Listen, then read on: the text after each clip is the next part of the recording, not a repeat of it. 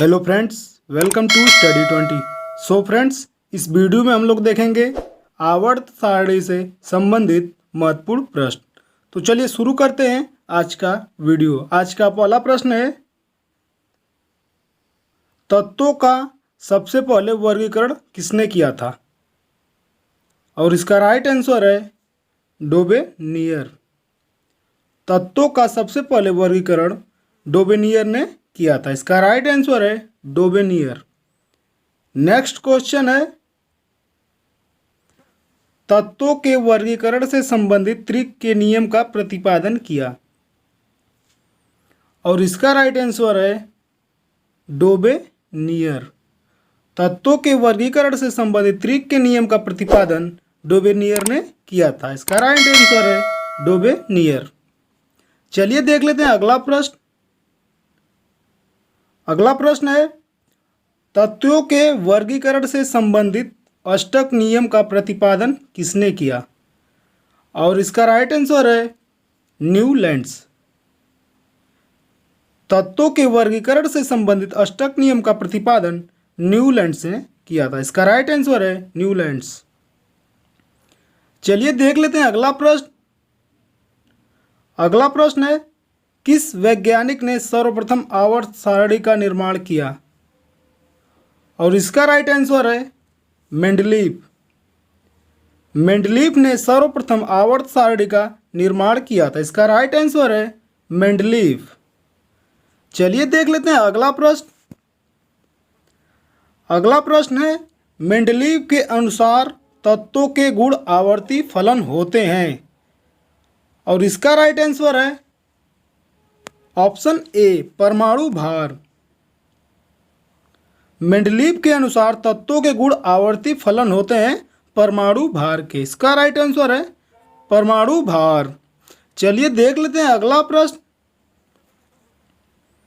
अगला प्रश्न है, आधुनिक आवर्त नियम का प्रतिपादन किसने किया था? और इसका राइट आंसर है मोजले। आधुनिक आवर्त नियम का प्रतिपादन मोजले ने किया था। इसका राइट आंसर है मोजले। चलिए बढ़ते हैं अगले प्रश्न की ओर। अगला प्रश्न है, मेंडलीव की आवर्त सारणी में तत्वों के वर्गीकरण का आधार है। और इसका राइट आंसर है परमाणु द्रव्यमान। परमाणु द्रव्यमान इसका राइट आंसर है। मेंडलीव की आवर्त सारणी में तत्वों का वर्गीकरण का आधार परमाणु द्रव्यमान। इसका राइट आंसर है परमाणु द्रव्यमान। चलिए देख लेते हैं अगला प्रश्न। अगला प्रश्न है, आधुनिक आवर्त सारणी में तत्वों के वर्गीकरण का आधार है। और इसका राइट आंसर है परमाणु आयतन। आधुनिक आवर्त सारणी में तत्वों के वर्गीकरण का आधार परमाणु आयतन है। इसका राइट आंसर है परमाणु आयतन। अगला प्रश्न है, आवर्त सारणी के ऊर्ध्वाधर स्तंभों को कहते हैं। और इसका राइट आंसर है वर्ग। आवर्त सारणी के ऊर्ध्वाधर स्तंभों को वर्ग कहा जाता है। इसका राइट आंसर है वर्ग। अगला प्रश्न है, आवर्त सारणी के क्षैतिज स्तंभों को कहते हैं। और इसका राइट आंसर है आवर्त। आवर्त सारणी के क्षैतिज स्तंभों को आवर्त कहा जाता है। इसका राइट आंसर है आवर्त। अगला प्रश्न है, आधुनिक आवर्त सारणी में वर्गों की कुल संख्या है। और इसका राइट आंसर है 18। आधुनिक आवर्त सारणी में वर्गों की कुल संख्या 18 है। इसका राइट आंसर है 18। अगला प्रश्न है, आधुनिक आवर्त सारणी में आवर्तों की कुल संख्या है।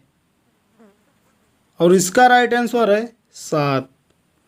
आधुनिक आवर्त सारणी में आवर्तों की कुल संख्या 7 है। इसका राइट आंसर हो जाएगा 7। अगला प्रश्न है, आधुनिक आवर्त सारणी में तत्वों को व्यवस्थित किया गया है। और इसका राइट आंसर है बढ़ते हुए परमाणु संख्या में। आधुनिक आवर्त सारणी में तत्वों को बढ़ते हुए परमाणु संख्या में व्यवस्थित किया गया है। इसका राइट आंसर है बढ़ते हुए परमाणु संख्या में। नेक्स्ट क्वेश्चन है, आधुनिक आवर्त नियम प्रवर्तक हैं, और इसका राइट आंसर है मोजले। मोजले इसका राइट आंसर है। आधुनिक आवर्त नियम के प्रवर्तक मोजले हैं। मोजले इसका राइट आंसर हो जाएगा। अगला प्रश्न है, तत्वों की आवर्त सारणी का जनक कौन है, और इसका राइट आंसर है मेंडलीव। तत्वों की आवर्त सारणी का जनक मेंडलीव को कहा जाता है। इसका राइट आंसर है मेंडलीव। अगला प्रश्न है, आवर्त सारणी का लंब रूप निर्भर करता है, और इसका राइट आंसर है परमाणु संख्या पर। आवर्त सारणी का लंब रूप परमाणु संख्या पर निर्भर करता है। इसका राइट आंसर है परमाणु संख्या। अगला प्रश्न है, निम्नलिखित में से किस एक पर आधुनिक आवर्त सारणी आधारित है, और इसका राइट आंसर है परमाणु संख्या। परमाणु संख्या पर आधुनिक आवर्त सारणी आधारित है। इसका राइट आंसर है परमाणु संख्या। अगला प्रश्न है, अक्रिय तत्व किस समूह के सदस्य हैं, और इसका राइट आंसर है शून्य समूह। अक्रिय तत्व शून्य समूह के सदस्य हैं। इसका राइट आंसर है शून्य समूह। अगला प्रश्न है, शून्य समूह में रखे गए थे तो किस नाम से जाने जाते हैं, और इसका राइट आंसर है निष्क्रिय तत्व। शून्य समूह में रखे गए तत्व को निष्क्रिय तत्व कहा जाता है। इसका राइट आंसर है निष्क्रिय तत्व। अगला प्रश्न है, सबसे भारी धातु है, और इसका राइट आंसर है ओस्मियम।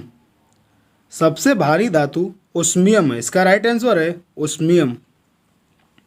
और अगला प्रश्न है, सबसे हल्की धातु है, और इसका राइट आंसर है लिथियम।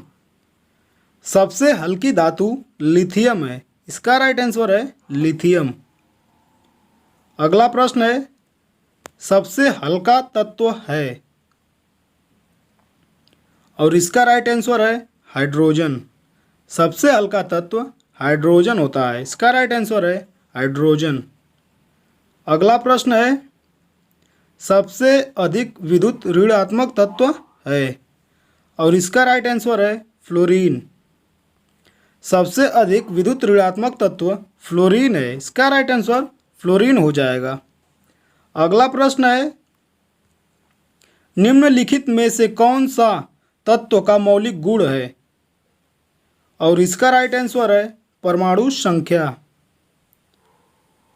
परमाणु संख्या तत्व का मौलिक गुण है। इसका राइट आंसर है परमाणु संख्या।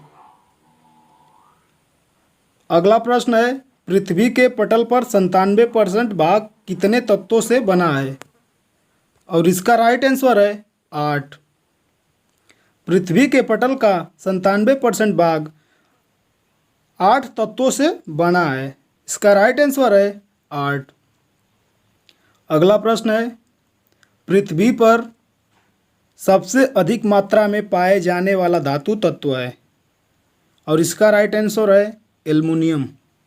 पृथ्वी पर सबसे अधिक मात्रा में पाए जाने वाला धातु तत्व एल्युमिनियम है। इसका राइट आंसर हो जाएगा एल्युमिनियम। अगला प्रश्न है, पृथ्वी पर सबसे अधिक मात्रा में पाए जाने वाला तत्व है, और इसका राइट आंसर है ऑक्सीजन। पृथ्वी पर सबसे अधिक मात्रा में पाए जाने वाला तत्व ऑक्सीजन है। इसका राइट आंसर हो जाएगा ऑक्सीजन। अगला प्रश्न है, संक्रमण तत्व की विशेषताएं हैं, और इसका राइट आंसर है अपूर्ण डी ऑर्बिटल। संक्रमण तत्व की विशेषता अपूर्ण डी ऑर्बिटल होता है। अगला प्रश्न है, प्रत्येक आवर्त का प्रथम सदस्य होता है,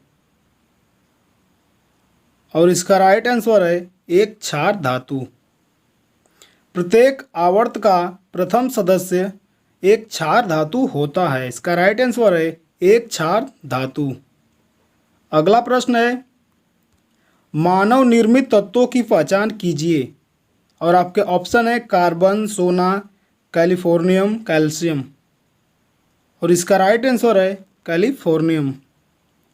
मानव निर्मित तत्वों की पहचान कैलिफोर्नियम की होती है। अगला प्रश्न है, तीसरे और चौथे समूह के ऑक्साइड का समान गुण धर्म क्या है? और इसका राइट आंसर है बेसिक और एसिडिक।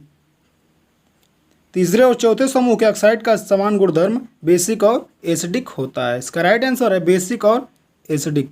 सो फ्रेंड्स, वीडियो कैसा लगा आप कमेंट सेक्शन में ज़रूर लिखें। वीडियो काफ़ी इंपॉर्टेंट है आगामी ग्रुप डी परीक्षा व अन्य परीक्षाओं के लिए। बहुत बहुत धन्यवाद।